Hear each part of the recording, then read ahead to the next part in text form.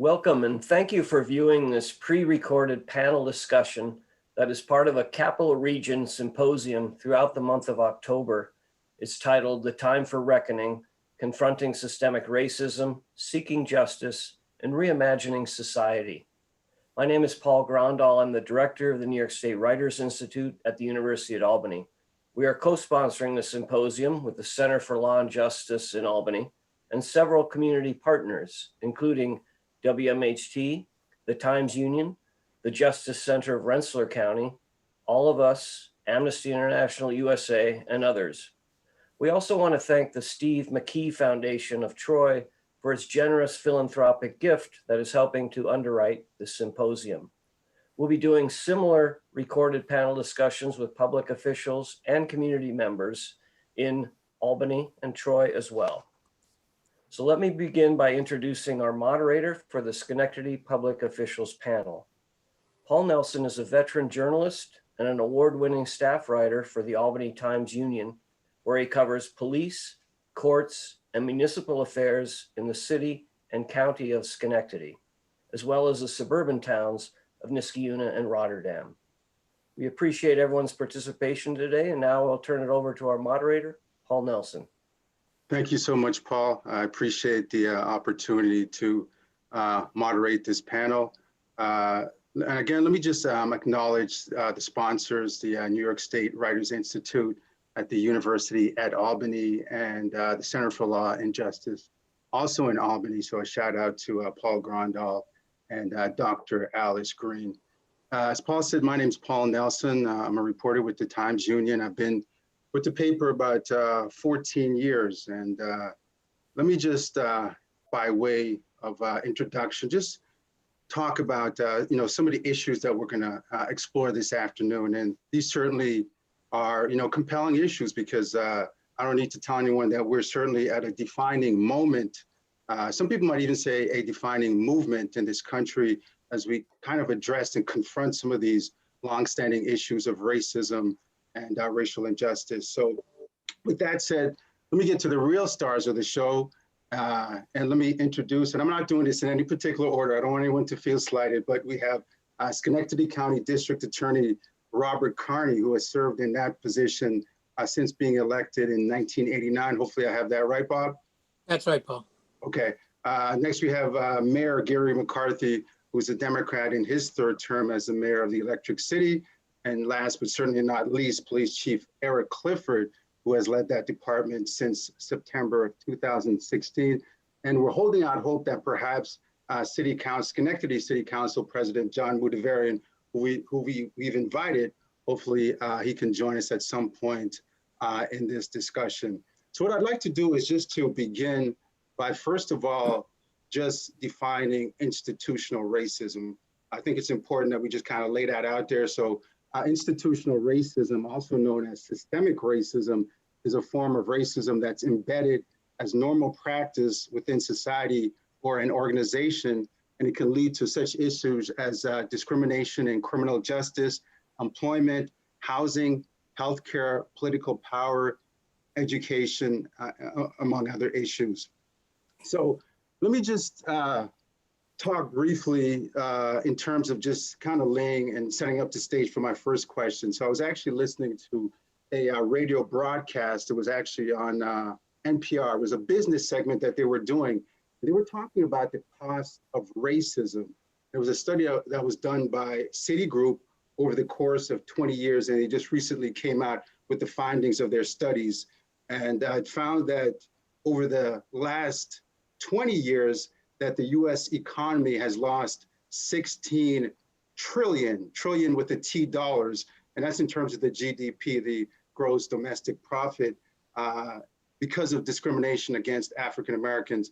And the study also pointed out that there are 4 key racial gaps between African Americans and whites.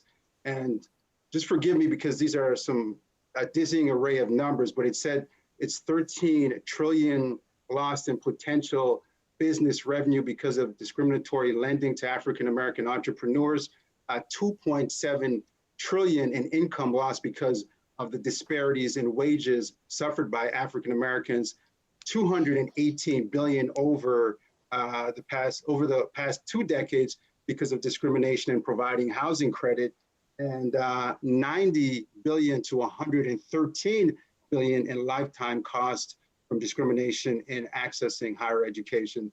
So Mayor McCarthy, let me just kind of throw out the first question to you. Given numbers like those, I mean, those are staggering numbers, no doubt about it, but can you just kind of tell me what can communities like Schenectady, with a population of roughly 66,000 people, 21% of whom are Black, what can communities like Schenectady do to kind of help improve the financial conditions of Black people and other people of color? Again, I want to just thank you for the opportunity to be here and for putting this forum together. Paul, some of that, when you talk about those national numbers, I think they become too large for people to grasp. It's when you break them down into communities and neighborhoods that it really becomes much more significant. You look at Schenectady, we've had a long history of a lot of technical innovations. GE was here, Westinghouse, or not Westinghouse, American Locomotive. We had some of the Westinghouse family was here. Went through a period of decline, and we've seen a rebirth where we're now building the community up, and hopefully nobody is being left out of it, even though some things are moving faster than others. If you look at, of course, the transformational engagement that's happened in downtown, along Mohawk Harbor, but simultaneously we have worked in Hamilton Hill, doing stuff in Crane Street, doing stuff on Eastern Avenue to create housing opportunities where people want to live there. Businesses want to consider options within the community. Some of the things you outline, racism can be a clear component of it, but poverty, I think, transcends some of that. So it's not necessarily just because of racism, but it's sexism. It's all the factors that play in, and you have to, again, treat people as equals. You have to look to create opportunity over a level playing field. And banks and financial institutions have to be part of that discussion, where the old line of, the old term of redlining and the old practice of redlining created pockets of poverty that have forced urban areas to spend more on policing.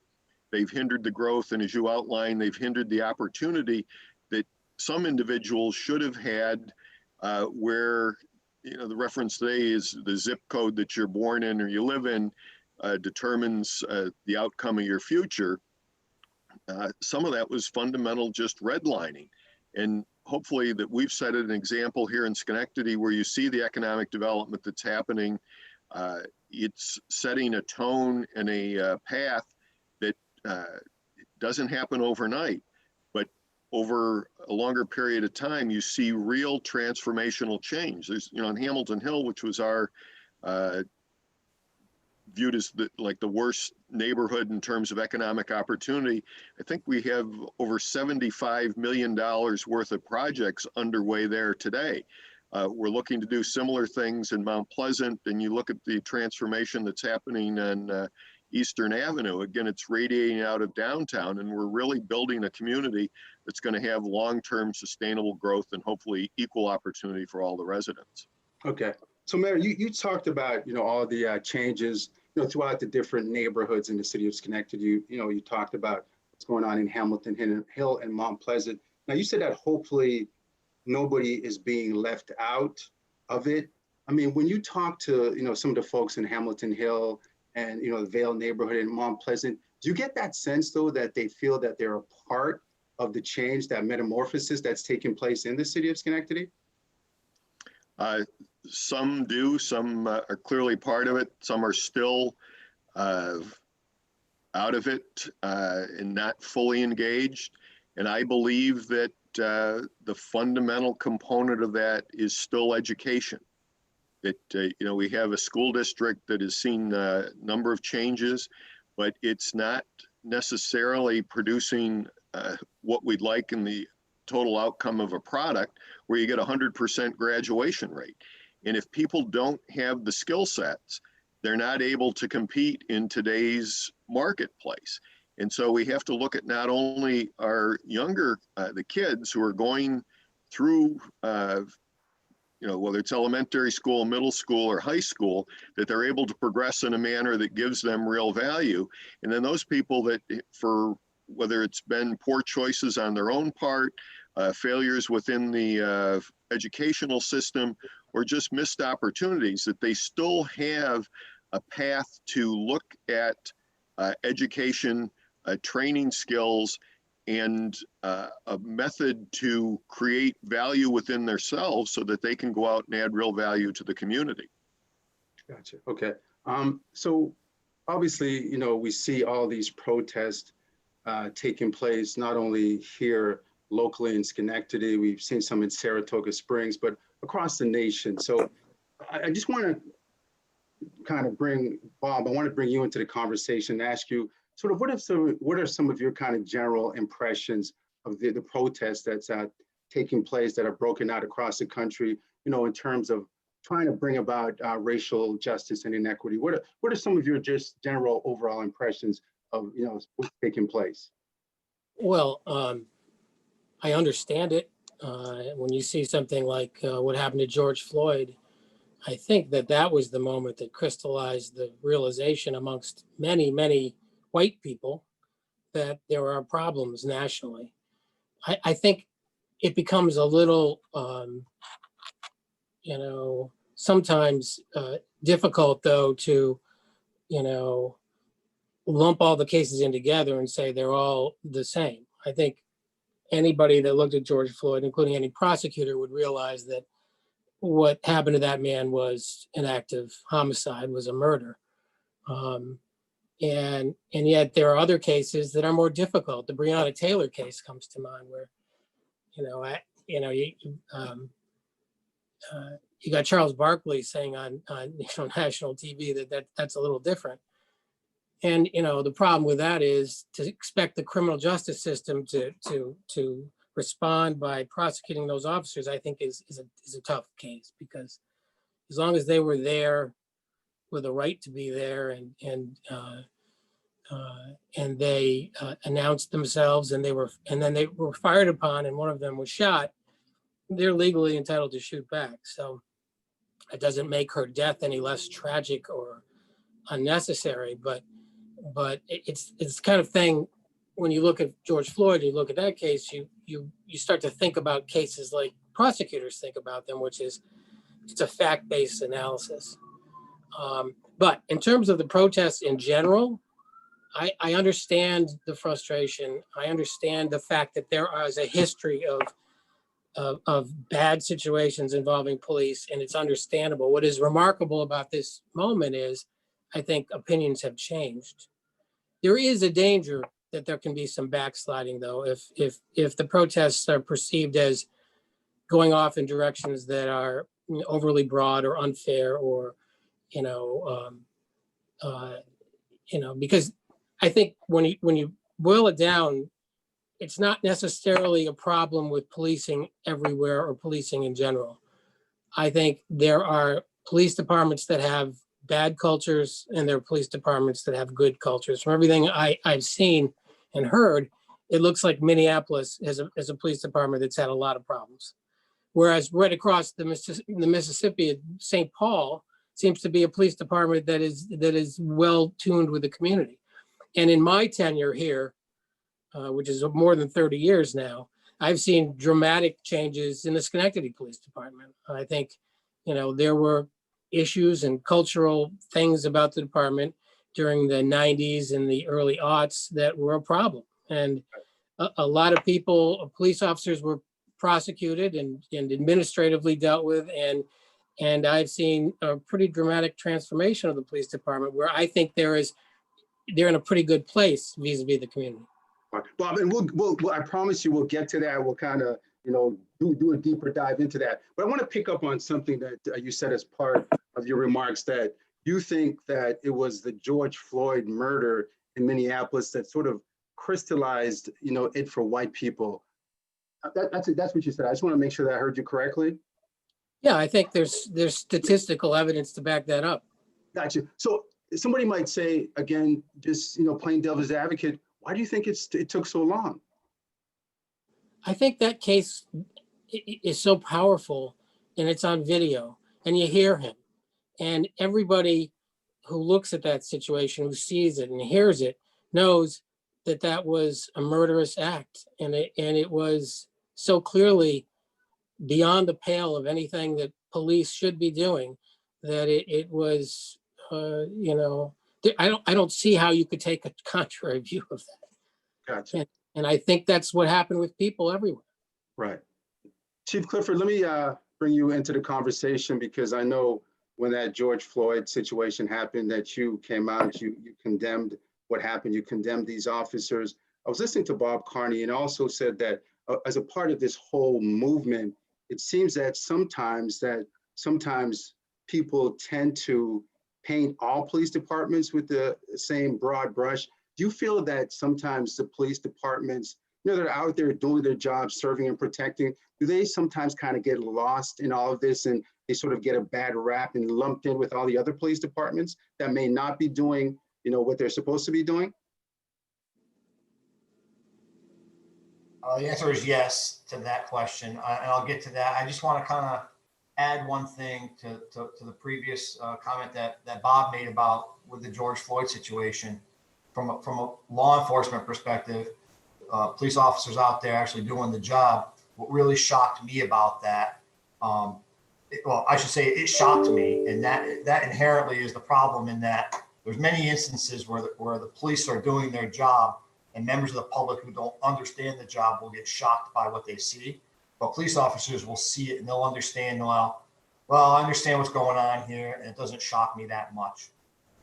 But with the George Floyd situation, it shocked me, and it shocked other police officers, other police leaders, because not only did that officer sit there on his neck with his knee, but he just sat there and continued to sit there.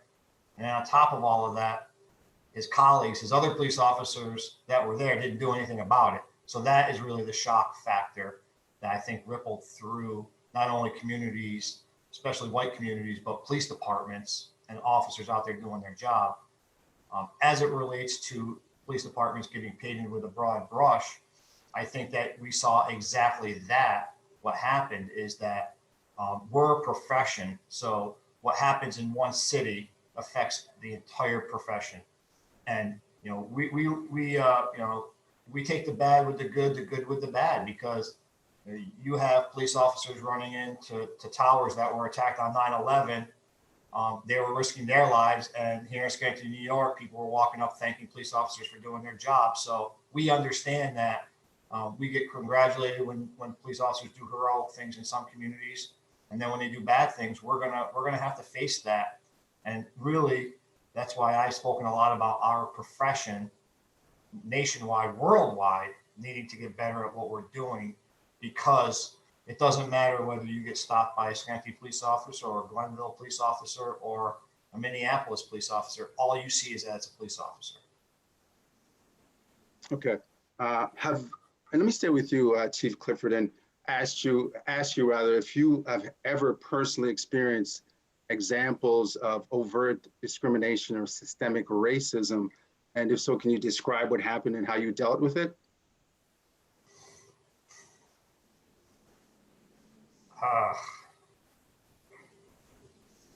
When you say overt, I'm guessing that you would mean like obvious, that like obvious racism. I can't say that I've ever seen anything obvious like that.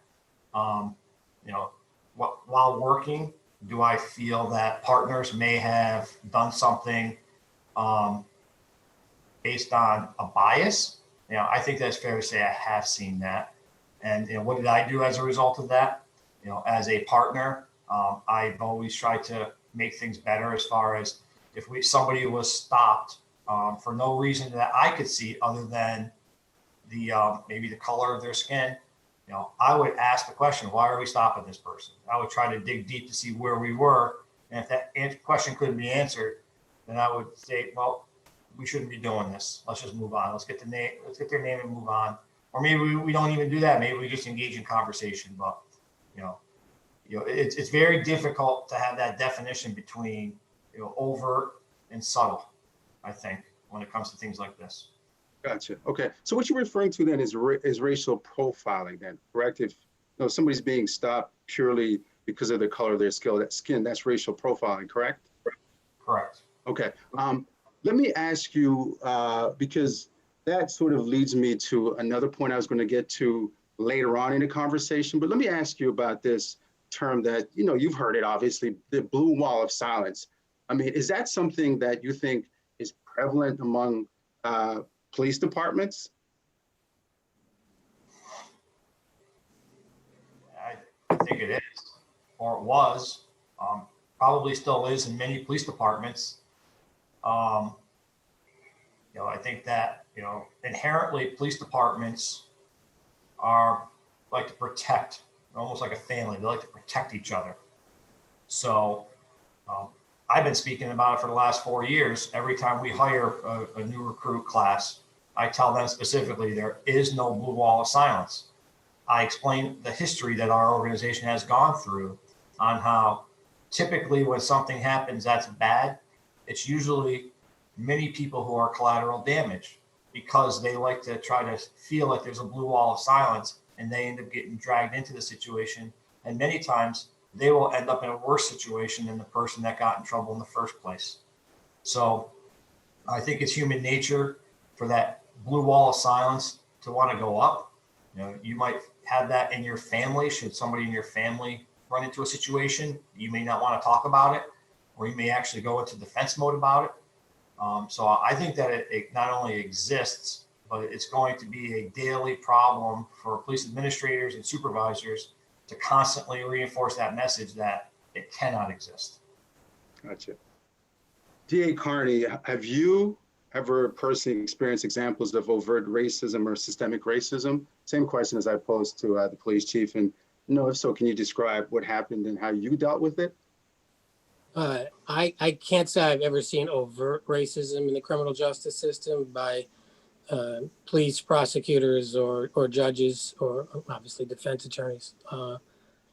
But I think the issue which I've been aware of for a very long time of implicit bias is something that we have to look for. And I think more than 20 years ago, I remember I started telling my assistants when they're evaluating a case, I specifically said, look at, what do you want to do with this particular individual? And let's say he's a defendant from Hamilton Hill in the city of Schenectady. Would we be treating a kid from the town of Niskayuna who got arrested for this crime the same, or is there a disparate treatment? And I think, so for a long time, I've been aware of the fact that the best way to guard against implicit bias in the criminal justice system is to think about explicit bias, is to think about, try to actually think about it and make that part of your conscious deliberation in the case to treat people fairly. In the criminal justice system, there's always sort of a yin and a yang between treating people consistently, which is similar, people with a similar background, similarly charged, ought to be treated similarly.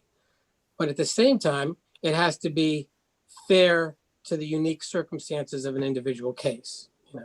You might have two people shoplifting, one to steal food because they want to feed their kids, and somebody else who's shoplifting just for the thrill of stealing something. I mean, so, and you're going to treat those people differently, and you should. But so anyway, I think actively engaging in the process of thinking about race and discrimination is valuable. Gotcha. Okay. Mayor McCarthy, has systemic racism manifested has systemic racism manifested within the policies and practices of the institution that you're in charge of? Well, I'm not sure that it's manifested itself so much in what the bigger concern is the subtle aspect of racism. You know, the overt is clearly identified and tends to, well, somebody may do something, it gets a clear negative reaction by people who have common sense and showing good leadership. The subtle aspects of it are harder to identify sometimes, and you have to, again, work to create an atmosphere that creates opportunity across, whether it's the city of Schenectady, just with city employees, or with the community as a whole, so that people feel that they're treated equal, that they see the value of working together, and they see the value of individuals, not because of their sex, not because of their race, not because of their age, but the intrinsic quality that they possess and can work together on.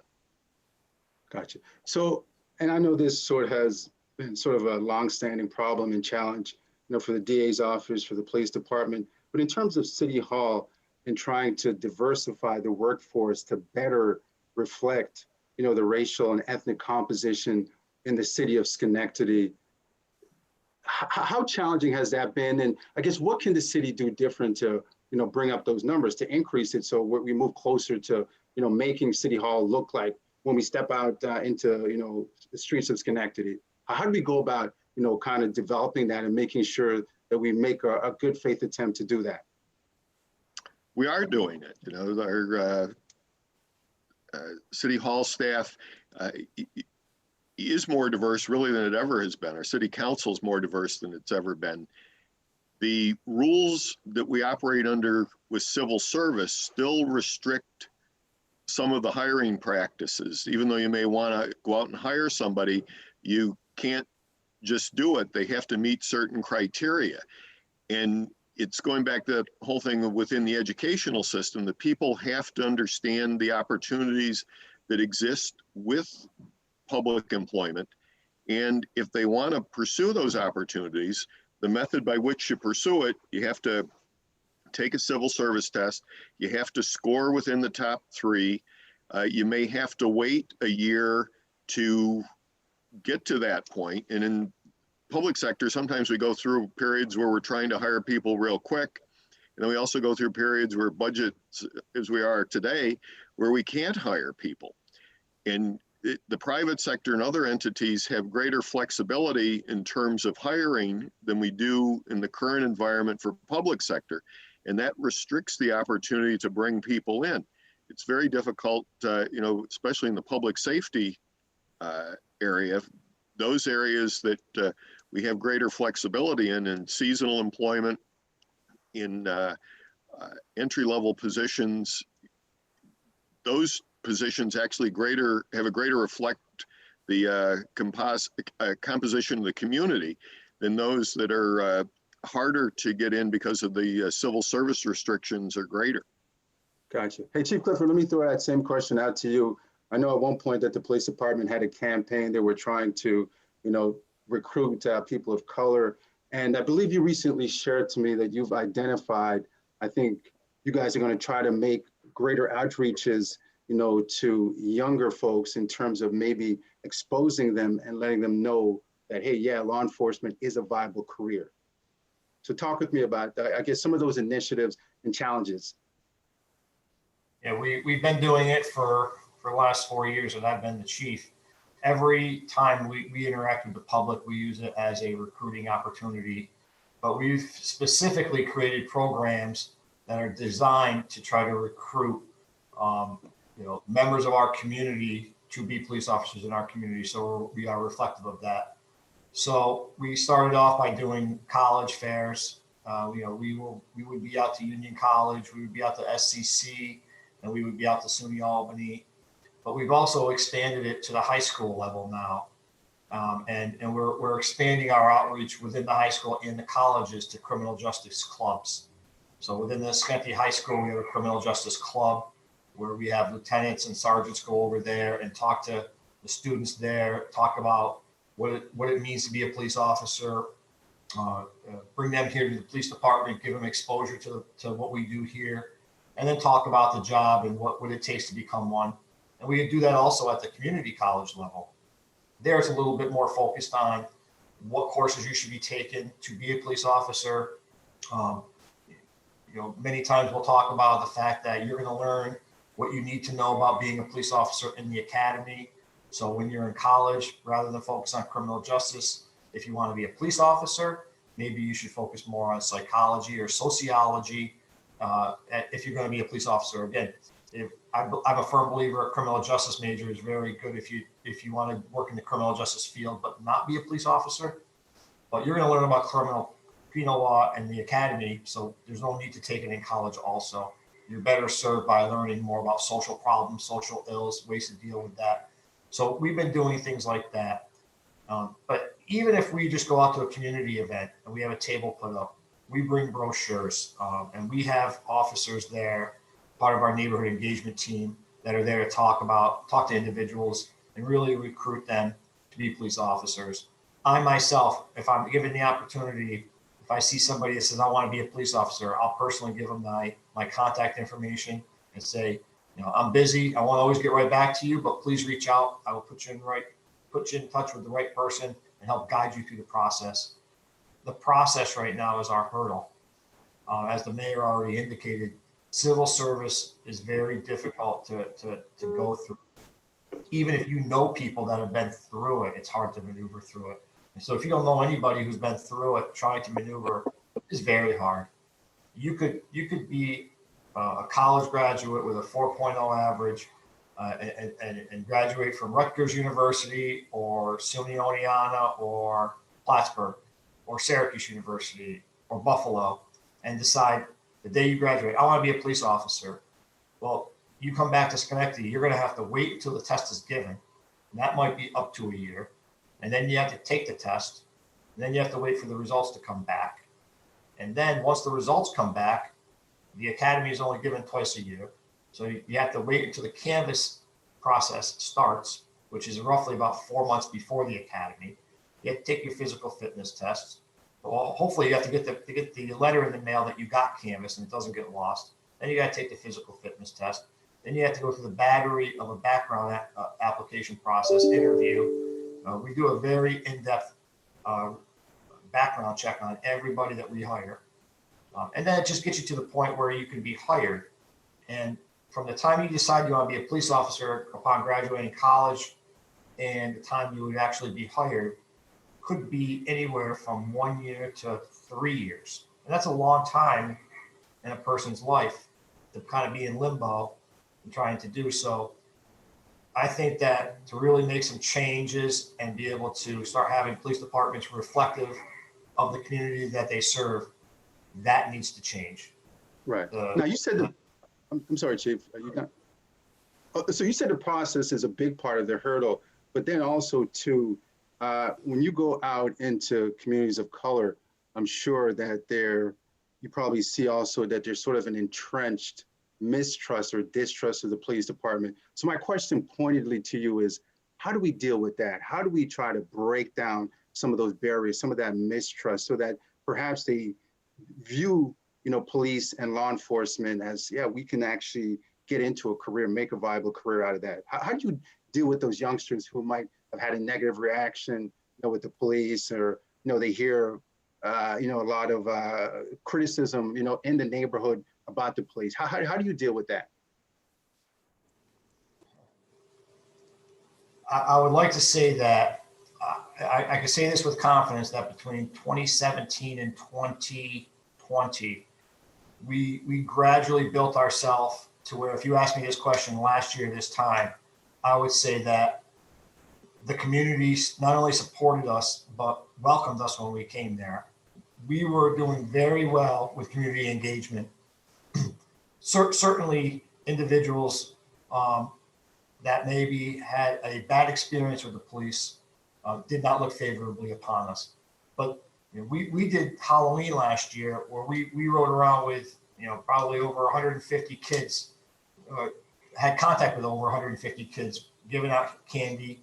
And we had a lot of support of the community with our police department. And then Memorial Day of 2020 happened, George Floyd. And there was that seismic shift right there. Overnight, people's perceptions changed. So how are we going to get past that? We as a profession have to stop these instances where we keep bringing discredit upon ourselves. That's how we get past it. Because the community will be there to support us as long as they are not consistently reminded that bad things are happening, mistakes are being made. And that's entirely on police departments to have the proper training and have the proper people doing the policing. Because I think that's fair to say that the police officers aren't always white officers, but it's police officers that are looked at regardless of what color they are. There's instances where this distrust with the police departments has arisen when the officer has been of color also. Gotcha. DA Carney, do you agree with some complaints, from some folks in the community that the criminal justice system is inherently racist? No, I don't think the criminal justice system is inherently racist. Tell me more. Well, I think that there are societal problems having to do with race that you outlined at the beginning of this conversation. And I don't doubt that the legacy of slavery has carried through in a lot of ways that have made the current generations of people in a worse situation because of that.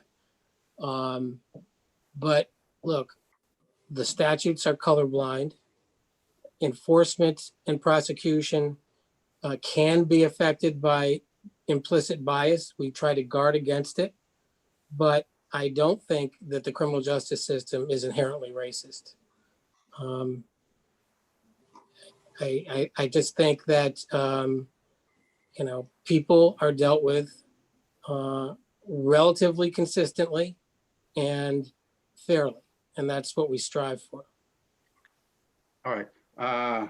Governor Cuomo's executive order calls for police reform. I know Mayor McCarthy and Chief Clifford, you guys have been an integral part of kind of crafting that, and you're in the process of doing that right now. But there's some activists out there who contend that doesn't go nearly far enough, and what there needs to be is a transformation. So what do you see as the difference between reform and transformation, and where do you see the possibility for transformation, Mayor McCarthy? Well, I think you have to let the whole scenario play out. We've seen some horrendous things that has happened because of technology, where more things are independently videoed now. It gives us an opportunity in this community dialogue to talk about the things that the police department is doing right, the things that we see as opportunities to do better, and then in that process, correct those perceptions or the mistrust that exists between members of the community and public safety. And I've said before and said in some of the meetings, again, some of it is implicit racism and bias, but at the same time, there are things that I believe are driven by systemic poverty that we have. And those things transcend, again, race, gender, age, and we can't necessarily treat those things as separately. We have to look at all of them. How do you create that environment of opportunity throughout the entire community? Gotcha. So let me just press you a little bit more on that question, though, because, do you see the difference, though? Obviously, like I said, you and Chief Clifford and other, stakeholders, as they say, are working on, crafting that reform. But do you think that beyond that, more needs to be done and there needs to be an actual transformation? Well, let's see what the reform produces before we call for transformation. That becomes semantics in terms of word choice. Right. It's if you're happy with the outcome of, if you've been a victim of a crime, if the police have showed up in a timely manner, they put the case together, it's gone through the court system, the DA's office has prosecuted it, you're happy with it. That's what we want, and we want to be able to articulate that message. Now, if you feel you were a victim of a crime, the police were slow in their response, there is no arrest made, you're frustrated, you're mad at that, those are areas that we have to look at. How do we fill those gaps and again, make people feel that the police are working as community leaders to solve problems that they have and fill the needs that they want. Okay, all righty. Hey, I'm being told that we don't have a whole lot of time left, but Chief Clifford, I wanted to get you to comment on, because I've heard this term kind of bandied about a lot, defund the police. When you hear that, what comes to mind? What do you think when people talk about defunding the police? Well, I was hoping you would ask me to comment on the last question because I had an answer for you. Already to tell you the clock. If you can make it quick, go ahead.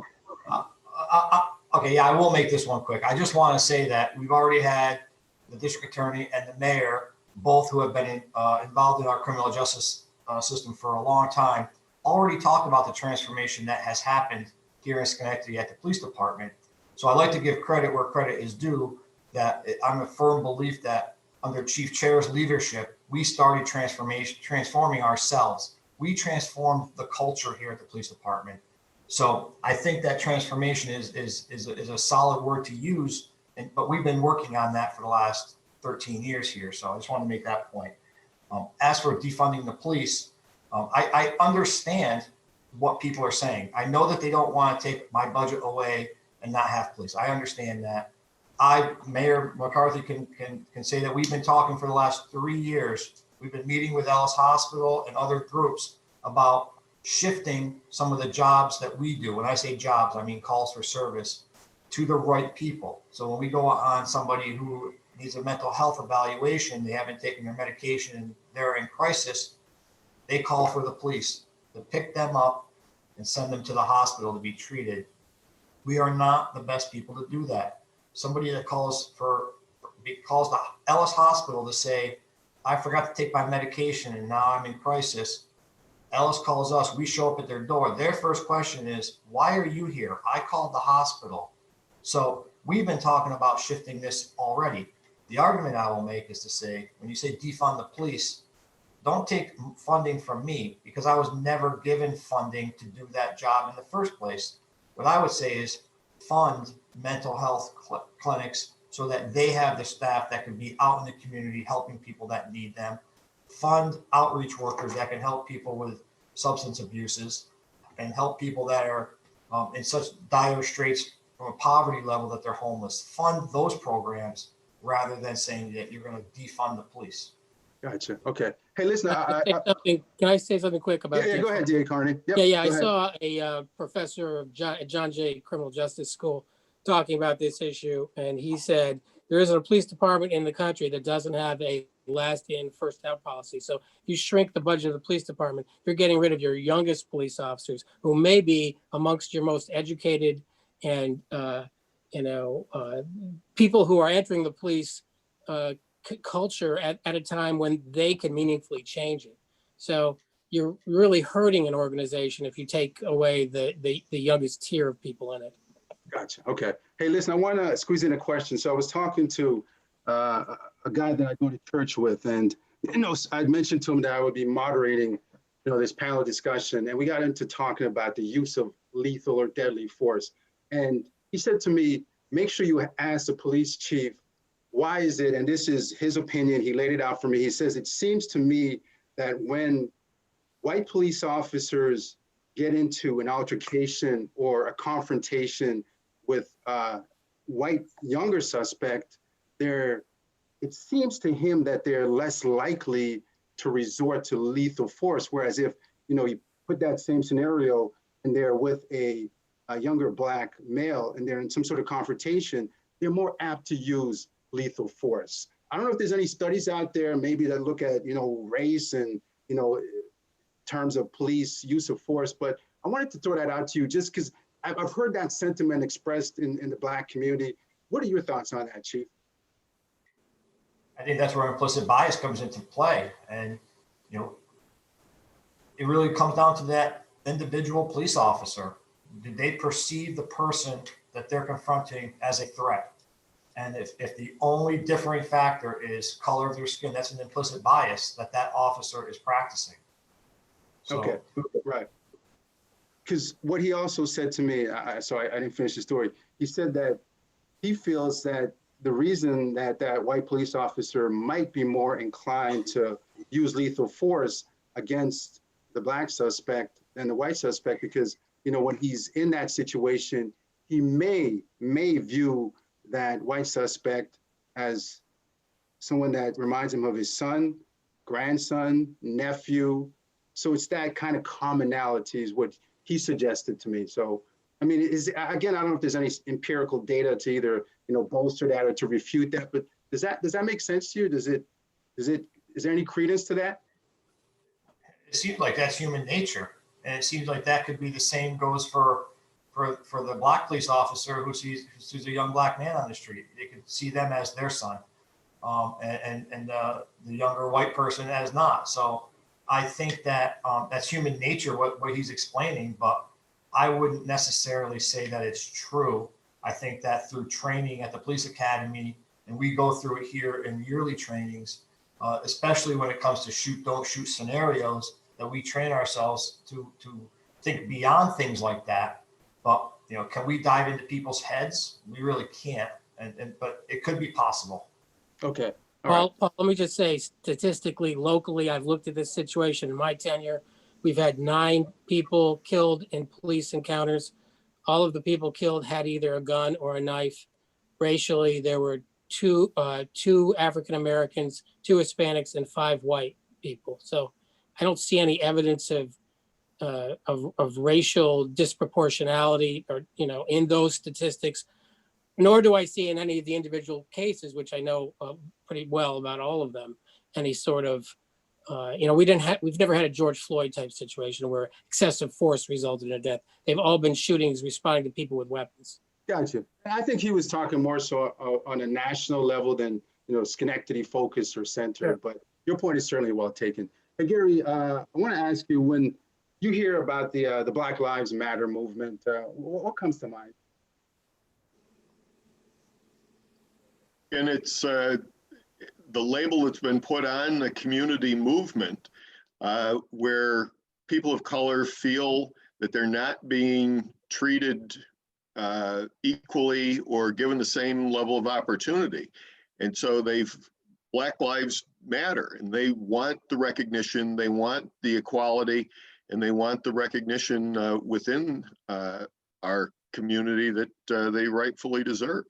Gotcha. Now, I know that you had the Black Lives Matter kind of stenciled in along the front there of City Hall, but people in the community have said, hey, that's good. You know, thank you so much, but it needs to go deeper than that. We need to do a lot more than that. I mean, can you certainly understand that sentiment from them? And maybe you can just outline for me some of, you know, what you have in mind in terms of kind of, you know, maybe moving that movement forward and taking it past just, you know, just putting something on a street.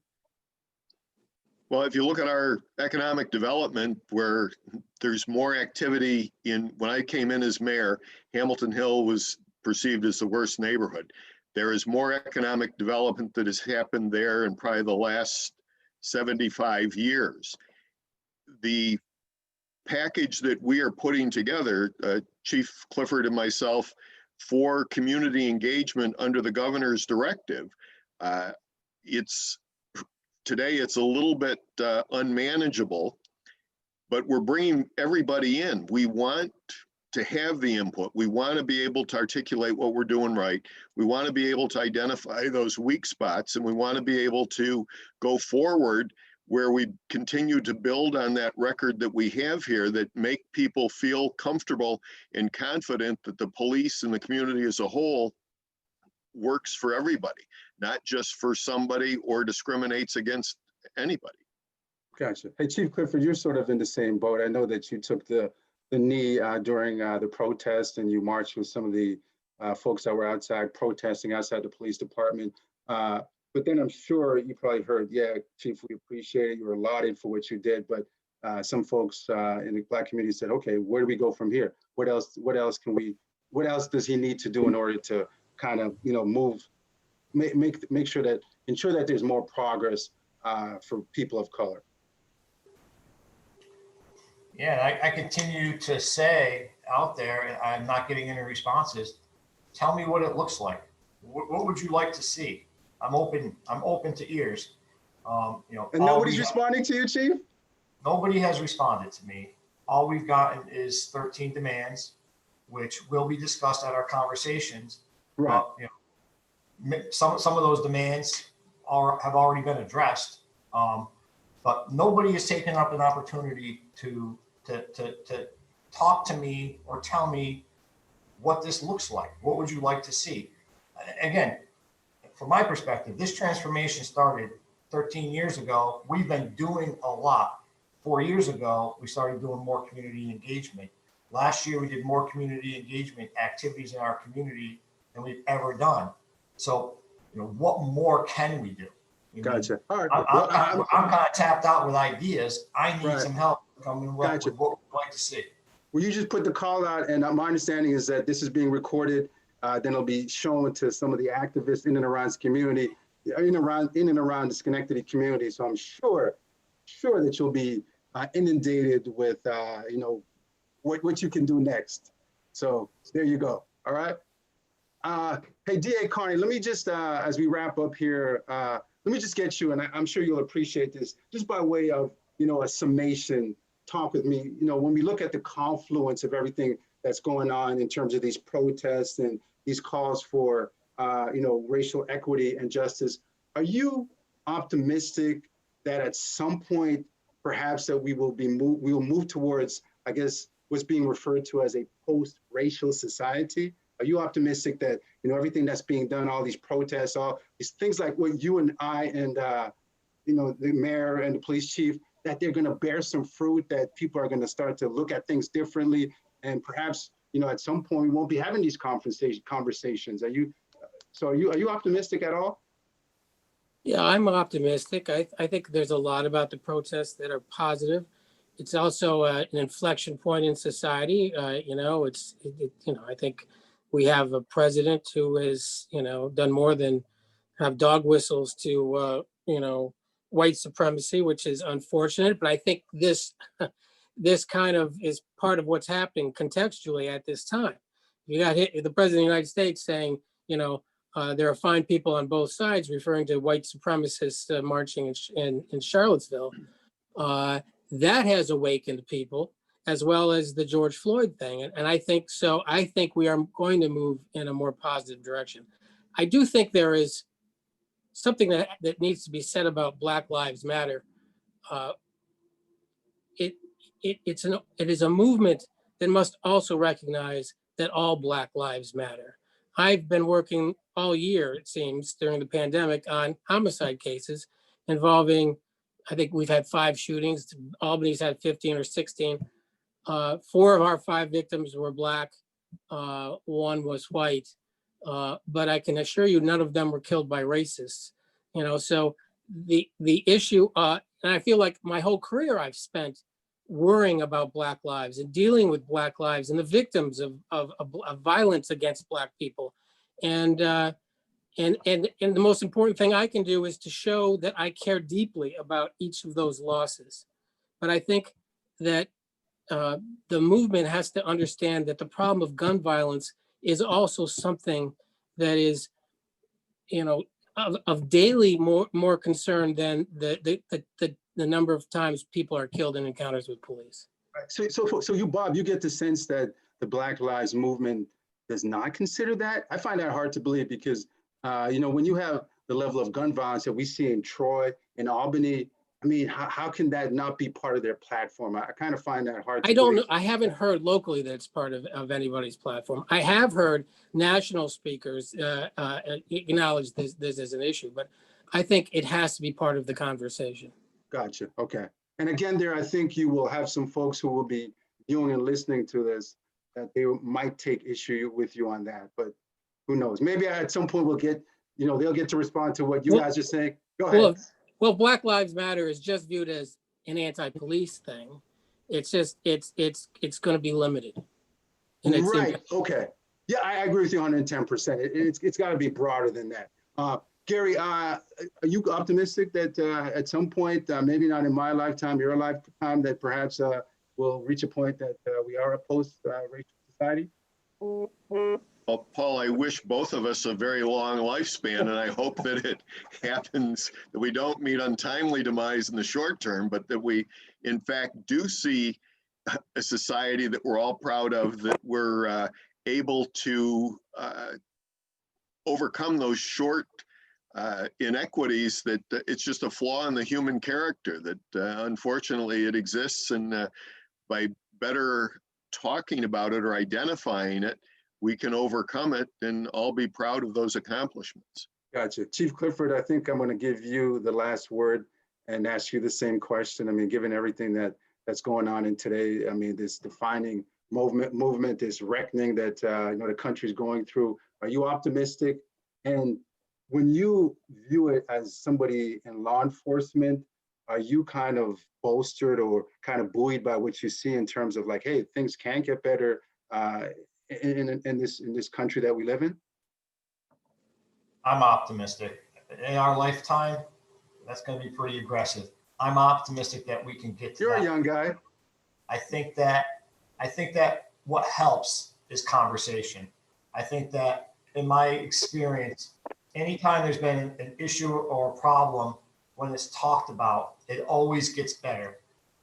And I've seen it happen on so many different levels, whether it's something that would be considered social injustice, or just something as simple as gun violence.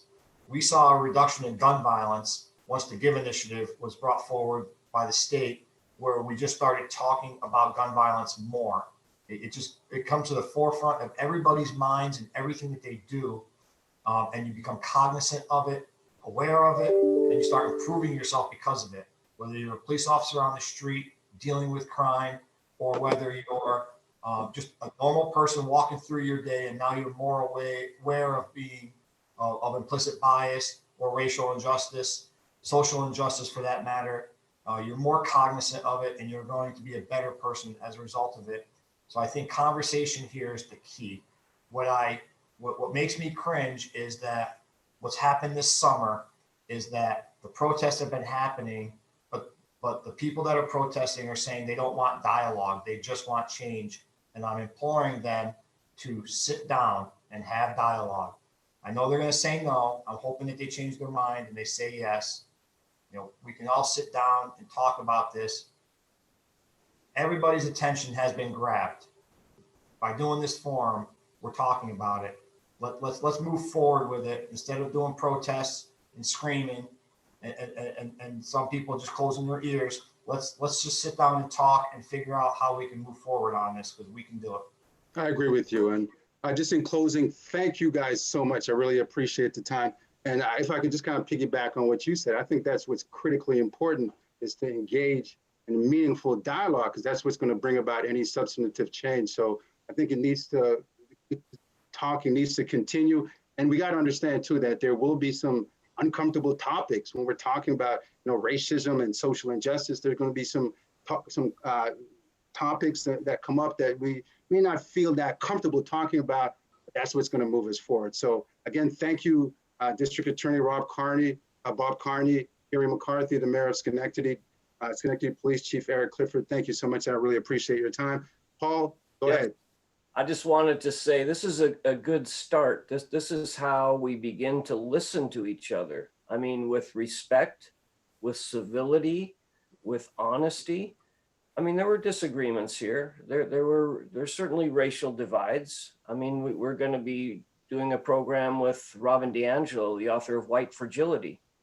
I hate to admit, but I'm part of the white privilege and white supremacy. I think we have to come to terms with this. It's 400 years in creating this issue, but this is how it starts. This kind of respectful dialogue, listening to each other. And I learned a lot, and I really appreciate, in particularly, my friend, my longtime colleague, Times Union reporter, Paul Nelson, did a great job moderating. We hope we can take this kind of spirit and continue throughout this symposium. called The Time for Reckoning on behalf of the New York State Writers Institute at the University of Albany, the Center for Law and Justice in Albany, and our other partners. Thank you all to our Schenectady public officials for participating. Thank you. Thank you. Paul. All right. Thank you. Stay safe. Too.